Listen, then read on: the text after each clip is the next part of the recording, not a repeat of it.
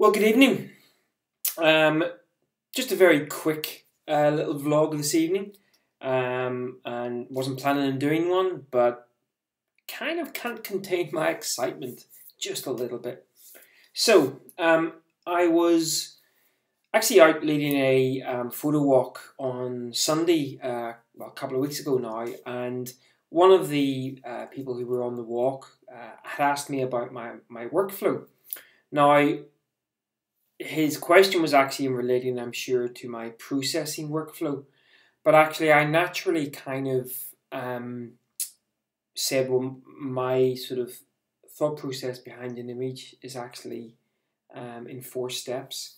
First, it's the kind of pre-visualization of a shot. Now, of course, there are occasions where you go out and you can just stumble across a scene and make a very nice image. But of course, it's actually quite satisfying when an image comes together that you have pre-visualized. So stage one, the pre-visualization and the planning of a shot.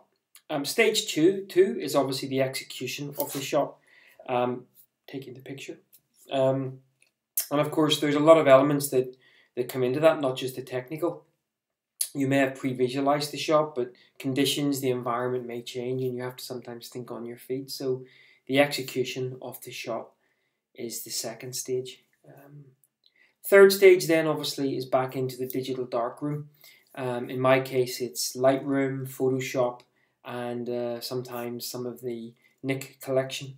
But yeah, so it's the editing, and I'm actually starting to really enjoy the editing side of things. I have a huge backlog of images still to be edited, but I quite like that because on a rainy day or as the dark evenings come in, stick on some music, pour yourself a glass of wine, and just have a bit of creative outlet from the editing of the image itself. And of course, there's a number of sort of sub steps within the editing itself. I then kind of mentioned the fourth step. Now, for me, the fourth step, up until very recently, has simply been publishing the image on the internet, or sometimes not even that. Sometimes it just resides on my desktop. There are literally thousands of images that have never seen the light of day that I have worked on that I quite enjoy the look of, but I've just never uploaded them, so they're just kind of sitting in a digital prison. On my Facebook page at the beginning of the year was actually after a vlog by Ted Forbes, the art of photography, who was talking about printing your work, and he said, even if you give it away, come on, print it.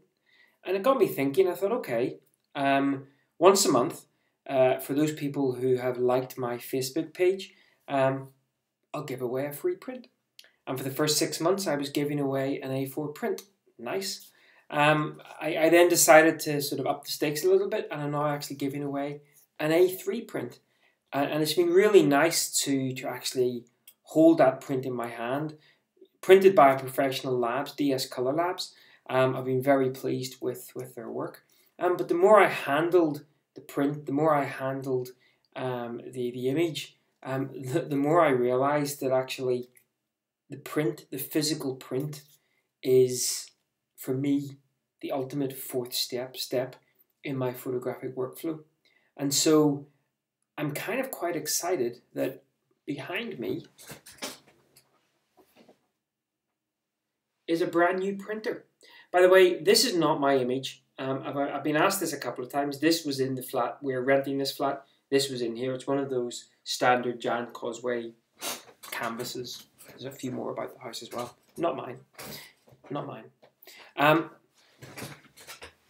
Mine. So, tonight, I went out. The evening was looking a bit of a washout, which in fact it turned out to be, and I got quite lucky being able to sort of not get too wet. But the light appeared for about maybe 10 minutes, and it was very subtle, and it was away from where the sun was setting. I was actually down in Port Stewart, which is no more than 5-minute drive from where I live. I didn't want to go too far. I knew the conditions weren't going to be too grand. But this is the kind of shot that I've been working on. And I'm still not hugely. I think there's more work to be done, or more maybe better elements. But it is an image that I kind of keep coming back to, a composition, a location that I keep coming back to. And so that was my pre-visualization. We've had a sort of 24 hours of strong wind, so I knew the waves would be quite good. That was the step. I wanted some wet rocks, puddles in the rocks, maybe with some evening light on them. So the whole pre-visualization. The execution of the shot, I was actually using a 4-stop format high-tech filter. I wanted to keep the dynamism in the waves, smoothing them out just a little bit. So a 4-stop NZ filter. I was using my Fuji X-T1 with the 18-135mm lens, shooting at 18mm. Probably may have wanted to go the 10-24, but I kind of stuck myself with the 18 and worked around it. And this was shot at f14 for 2 seconds, I say, with a 4-stop ND filter. So that was the execution of the image. So what about the 4th step? Well, I came home, I poured myself a cuppa, and I thought, I wonder how good the quality is of that, simply just by saying, you know what, take this image that I've just shot and print it. Very minimal editing to it whatsoever. I think I just going to go into the develop module in Lightroom here. What did I do? Hang on. Whoa. Sorry about that. So I put -0.3 on the exposure. I increased the contrast by 0.1. Didn't touch the highlights or shadows. I just boosted the height of the whites a little bit to +14. I reduced the blacks to -4, and I increased the clarity to 15. I then took the sharpening up to 40, and I masked out everything apart from the rocks and the little ladder. So very minimal editing on the image whatsoever. I then hit print. Now I ended up getting, with the printer, I ended up getting some brilliant. That's the name, just a free test pack. And so I downloaded the ICC profiles and I just hit print. And lo and behold, this popped out.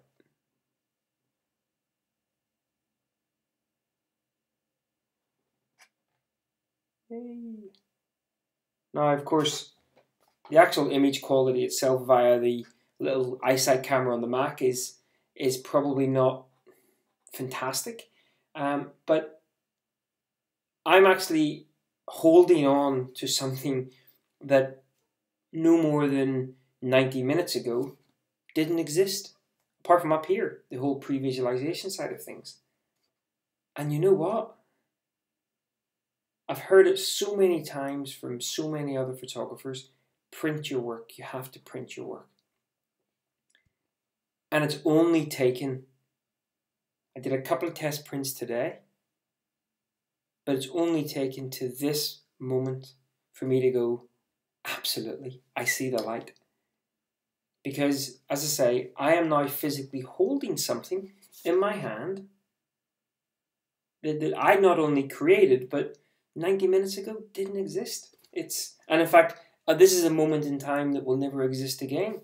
So yeah, I'll probably post it up on Twitter or Facebook or something. But this is a physical print.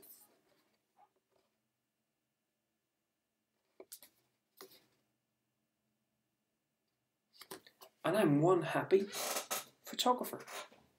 Right. I told you this was going to be short and sweet.